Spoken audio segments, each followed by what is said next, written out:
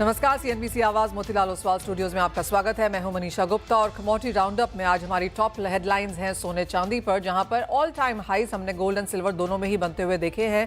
भारतीय बाजारों में सोने की अगर बात की जाए तो अंतर्राष्ट्रीय बाजारों में भी ऑल टाइम हाईज है और चांदी अब सस्टेनेबली लाख रुपए के ऊपर कारोबार करती हुई नजर आई है। आगे अब यहां से आपको क्या करना चाहिए बताएंगे। साथ ही बात करेंगे कच्चे तेल की, यहां पर भी तेजी वापस लौटी है। 71 के ऊपर ब्रेंट का कारोबार है और पिछले हफ्ते करीबन 2.5% की तेजी के बाद कच्चे तेल में इस हफ्ते की भी शुरुआत ऑन द पॉजिटिव साइड हुई। साथ ही बात करेंगे यहां पर मसालों की, जहां पर अच्छा खासा सांप सीढ़ी का खेल चलता हुआ नजर आया है।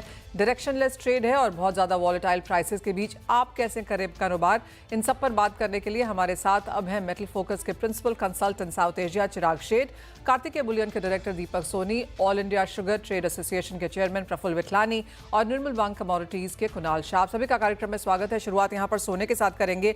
एंड चिराग, जिस तरह से तेजी लगातार बनती हुई नजर आई है और मुझे याद है आपने साल के शुरुआत में कहा था कि मेटल फोकस की जो रिपोर्ट है वो 3000 की यहाँ पर बात कर रही है, जो लेवल्स हमने यहाँ पर छूते हुए देखे हैं। क्या यहाँ पर कोई रिवीजन है और अपसाइड्स की एक्सपेक्टेशन है? मनीषा देखिए, यहाँ से अभी भी हमारा एक्सपेक्टेशन है शायद और 50 से $75 तक के मूव आपको देखने को मिल सकते हैं। हालांकि एक इम्पॉर्टेंट चीज समझनी जरूरी कि पिछले जो इस साल की रैली है वो 2-3 फैक्टर्स की वजह से आई हुई है।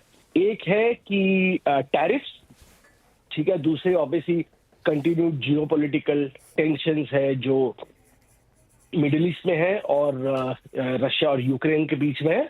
और क्योंकि टैरिफ्स अब इतने ज्यादा कंट्रीज पे लगाए जा रहे हैं तो एक फियर जो है जो स्टैगफ्लेशन को लेके हो सकता है, क्योंकि टैरिफ इन्फ्लेशनरी नेचर होते हैं और इकोनॉमी को इंपैक्ट करते हैं। तो मैं कहूंगा ये 3 सबसे इंपॉर्टेंट चीजें हैं जिसकी वजह से गोल्ड में तेजी चली हुई है और शायद आगे बरकरार रहेगी।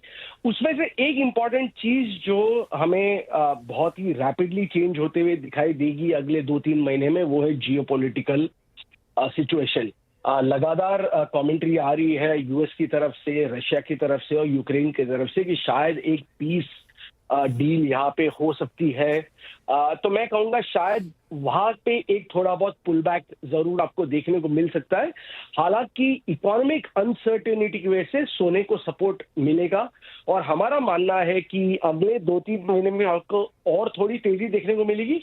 उसके बाद मार्केट थोड़ा सेटल होते हुए दिखाई देगा। चिराग, यहाँ पर अगर ग्लोबल बैंक्स एंड ब्रोकरेजेस की जो रिपोर्ट्स हैं, जो रिआइटरेशन है, ऑफ कोर्स सबने यहाँ पर रिवीजन नहीं किया है, लेकिन $3000 यहाँ पर गोल्डमैन सैक्स ने कहा था।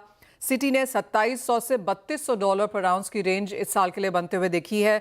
और जहां तक बैंक ऑफ अमेरिका की बात है, यूबीएस की बात है, ऑफ कोर्स $2900 पर आउंस के लेवल्स उन्होंने भी बात किए हैं। यहाँ पर बोफा ने 3000 की एवरेज इस साल के हिसाब से यहाँ पर बताई है। आपने कहा 3075 यहाँ पर देखने को मिल सकता है। एंड ऑफ कोर्स बहुत सारे फैक्टर्स हैं। I think it's nearly impossible to understand कि यहाँ से आगे प्राइसेस कैसे रह सकते हैं। लेकिन अगर हम और तेजी यहाँ पर देखते हैं, अगर हालात यहाँ से सुधरते नहीं हैं, एक और पुश यहाँ पर देखने को मिलता है, तो क्या अपसाइड और किस तरह की डाउनसाइड फिर हम यहाँ पर देखेंगे? देखिए मनीषा, अब यहाँ पे मोस्ट ऑफ द फैक्टर्स हमारा मानना है प्राइस इन हो चुके हैं। Unless and until there is a new factor at play, probably एक चाइना ताइवान इशू हो जाए या यूएस चाइना इशू एस्केलेट हो जाए तो अलग चीज है। इसीलिए हमारा मानना है कि जैसे इज्जा के कॉन्फ्रेंस में भी मेरा कहना था कि यहाँ से अब अपसाइड लिमिटेड होते जा रहा है। ठीक है, risk reward ratio for newer investors थोड़ा बहुत अब मैं कहूंगा एडवर्स होते जा रहा है, क्योंकि यहाँ से $50 से $70 की रैली जरूर अभी भी दिखाई दे रही है। बट हमारा मानना है कि सेकेंड हाफ के बाद आपको मार्केट कंसोलिडेट होते हुए दिखाई देगा और प्रॉफिट बुकिंग वहां पे अग्रेसिव हो जाएगी। तो आप चिराग ये कह रहे हैं कि जो नए इन्वेस्टर्स हैं वो इस लेवल पे अब बहुत ज्यादा अग्रेसिवली अपनी लॉन्ग पोजीशंस नहीं बिल्ड करने चाहिए? जी बिल्कुल, क्योंकि अब रिस्क रिवॉर्ड रेशियो थोड़ा अनफेवरेबल है। और यहाँ पर किस तरह का नीचे रिस्क देखते हैं आप? देखिए, हमारा मानना है कि प्रोबेबली 2026 फर्स्ट क्वार्टर में आपको शायद प्राइसेस एनीवेयर बिटवीन 2700 to 2600 के बीच में ट्रेड करते हुए दिखाई देंगे। दीपक सोनी जी, आपको भी इस चर्चा में शामिल करेंगे और आपसे जानना चाहेंगे कि इतने जो ये ऑल टाइम हाई प्राइसेस हैं, वॉलेटिलिटी है, ऑन ग्राउंड इंडियन ट्रेड क्या कर रहा है? सबसे पहले आपको और व्यूअर्स को होली की शुभकामनाएं। अब जैसा हम गोल्ड में देख रहे हैं ये लाइफ टाइम हाई के आसपास ट्रेड कर रहा है। और इस कंडीशन, इस लेवल्स पे अगर हम ये देखते हैं कि फिजिकल डिमांड एकदम नील है। नए इन्वेस्टमेंट के लिए हम कोई भी कस्टमर्स को रेफर नहीं कर रहे हैं। ये हमारा सजेशन नहीं है अभी कि इस लेवल्स के ऊपर नई बाइंग या नया इन्वेस्टमेंट किया जाए। और एक डेटा शेयर करूंगा मैं आपके साथ। ये जो तेजी आई है, ये तेजी अनएक्सपेक्टेड जरूर है, बट अकॉर्डिंग टू डेटा अगर आप जाते हैं तो ऐसा नहीं लग रहा है कि ये कोई बहुत नई बात है। अपने अगर लास्ट 50 ईयर्स के डेटा उठाते हैं और 5 साल के टर्म में अगर चेक करते हैं तो हर 5 साल में गोल्ड ने मिनिमम 40% का रिटर्न दिया है। और मैक्सिमम अगर आप जाते हैं तो 5 साल में गोल्ड 3 टाइम्स भी हुआ है। और ये एक बार नहीं, 2 बार हुआ है। 1975 से 1980 के बीच में गोल्ड 3 टाइम्स रिटर्न दिया था गोल्ड ने 5 साल में। और 2005 से 2010 इसमें 2.5 के आसपास गोल्ड ने रिटर्न दिया था, 2.5 टाइम्स।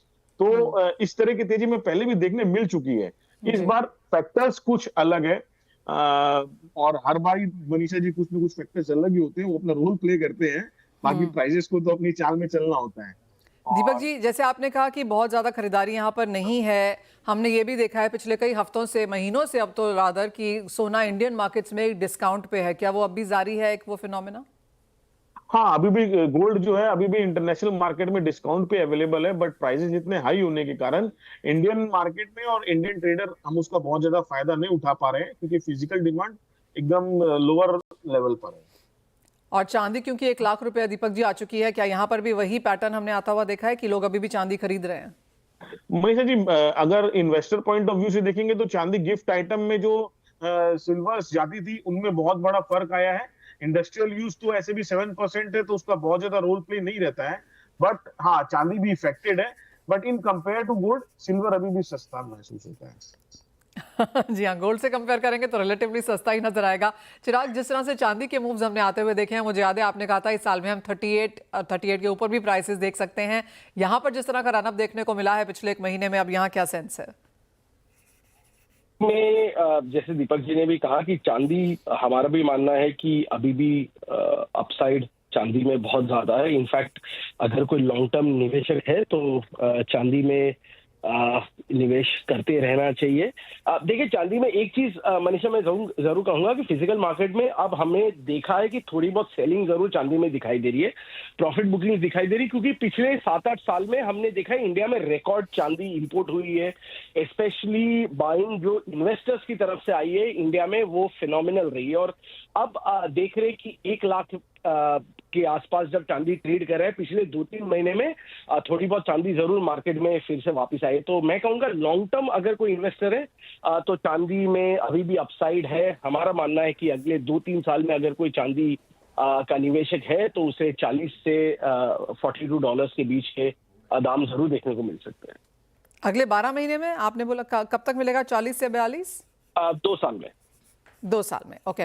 दीपक जी, एक और चीज़ है, हम लगातार इस बारे में बात करते रहते हैं। चिराग ने भी कहा, जैसे आपने भी कहा, कि बहुत ज़्यादा बाइंग ऑन ग्राउंड यहाँ पर देखने को नहीं मिल रही है, लेकिन जो ये पूरा एक्सचेंज का बाजार हमने फलता फूलता हुआ देखा है, अब वहाँ पर क्या सेंस है?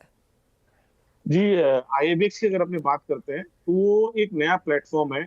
और ये मोदी गवर्नमेंट ने, इंडियन गवर्नमेंट ने, सॉरी, ये बहुत अच्छा एक प्लेटफॉर्म दिया है। ये देखिए, इसमें हुआ क्या मनीषा जी, नई बाइंग नहीं हुई है। बाइंग के जो प्लेटफॉर्म है वो शिफ्ट हुए हैं। पहले सिर्फ हम बैंक के थ्रू और डोरे इंपोर्ट कर पाते थे। अभी जो डोरे के ऊपर duties in compare to IEX highs है, तो डोरे के इंपोर्ट पे थोड़ी रोक लगी हुई है। और बैंक्स भी जो है, ये फंडिंग के कारण बहुत इजीली, सेंट्रल बैंक की बाइंग के कारण बहुत इजीली जो है आउटराइट में परचेज नहीं हो पा रहा है गोल्ड। तो जो भी बाइंग और जो भी इंपोर्ट हम देख रहे हो, मैक्सिमम अभी हम एक्सचेंज के थ्रू देख रहे हैं। और यही होना चाहिए, एक्सचेंज के थ्रू हमें सबको लेवल फील्ड मिलता है। ये तो बात हुई एक्सचेंज की। और चिराग, एक फाइनल सवाल यहाँ पर, रिसाइकल्ड गोल्ड का और सिल्वर का, वहां पर क्या सेंस है? रिसाइकल्ड सिल्वर काफी हद तक आना शुरू हो गया है, स्पेशली सिल्वर वेयर और जो इन्वेस्टमेंट बार्स एंड कॉइन्स जो लोगों ने खरीदे तो वो भी मार्केट में आ रहे हैं।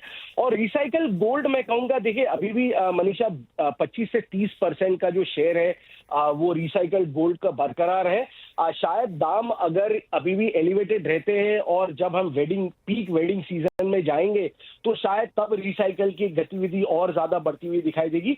बट फिलहाल 25 to 30% रिसाइकल गोल्ड का शेयर कंसिस्टेंट है। Fair point that.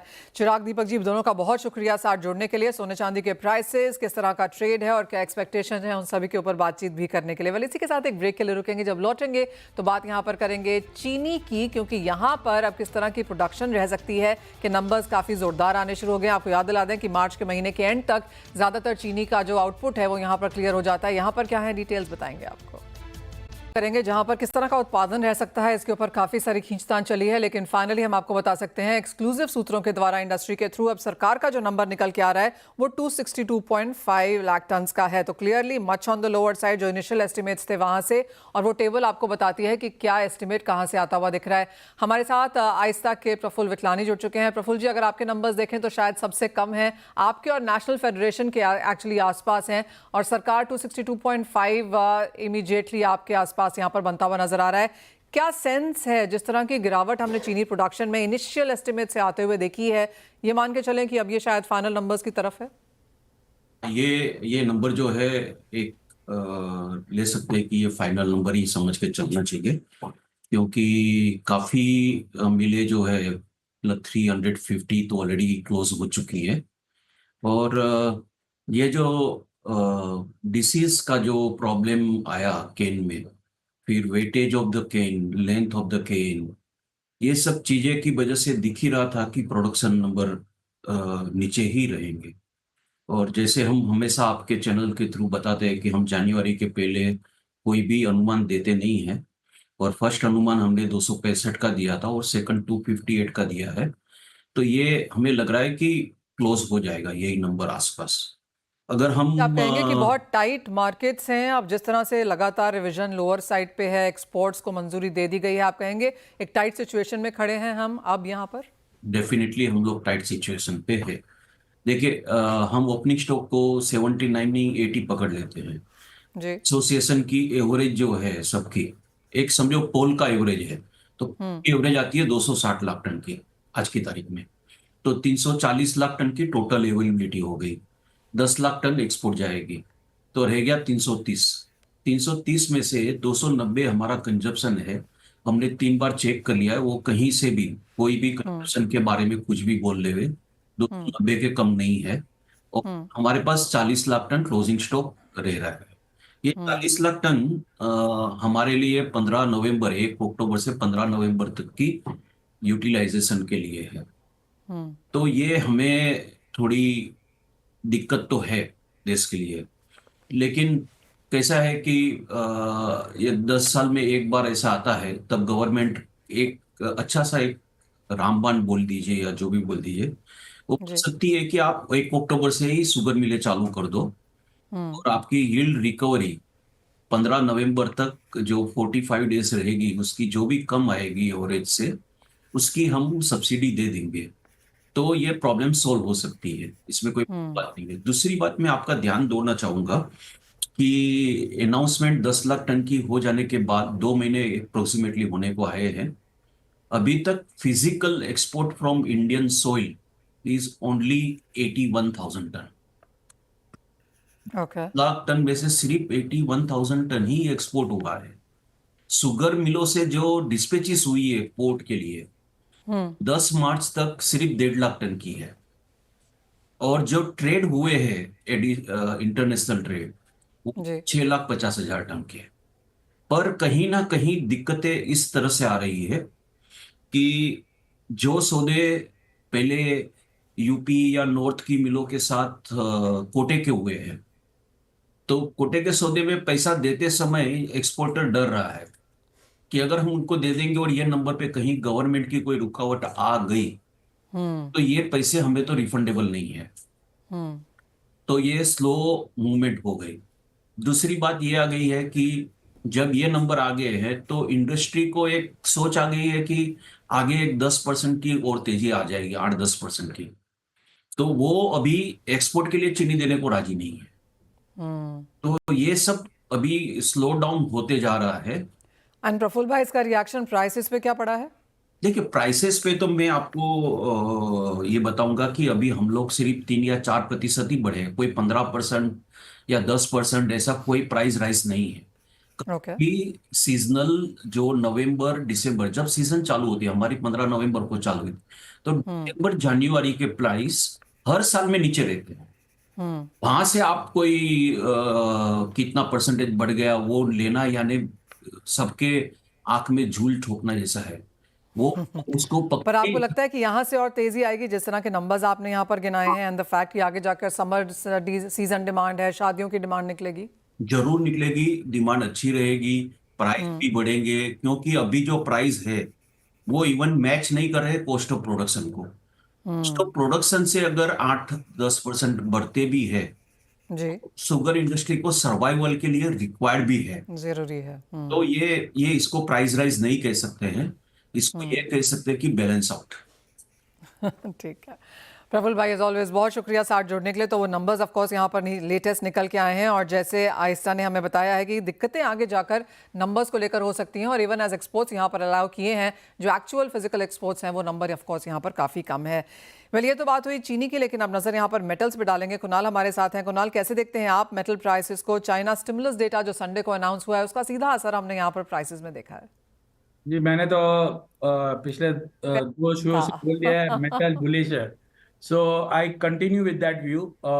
It is a strategic play और मुझे मेटल्स में बहुत तेजी नज़र आ रही है। मेरी राय में यहाँ से कॉपर के प्राइसेस और ऑलरेडी 5% बढ़ गए हैं लास्ट 7-8 दिन में, और 5 से 6% की रैली आने के लिए एक्सपेक्ट करता हूँ मैं। 940-945 के आसपास कॉपर के प्राइस आने चाहिए।